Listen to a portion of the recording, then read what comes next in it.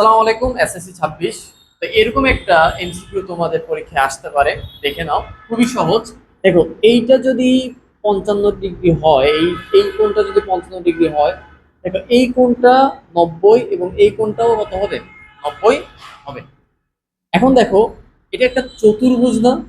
এই একটা কোণ, দুইটা, তিনটা, চারটা কোণ। তাহলে চতুর্ভুজের চার কোণের সমষ্টি কত হয়? 360 না? তাহলে 360 থেকে যদি আমরা এই একটা, দুইটা, তিনটা কোণ বাদ দিই, তাহলে কোনটা থাকবে? একটা কোণ থেকে যাবে না? তা 360 থেকে আমরা মাইনাস করবো, -55, -90, -90। তাহলে কি হবে? 360 থেকে আমরা এগুলা, এই তিনটা আমরা যোগ করব। এই তিনটা যোগ করলে হবে 235, 235 ডিগ্রি। তাহলে 360 থেকে 235 যদি আমরা লেস করি, তাহলে হবে 125 ডিগ্রি। 125 ডিগ্রি। তাহলে এটা কত হবে? 125 ডিগ্রি।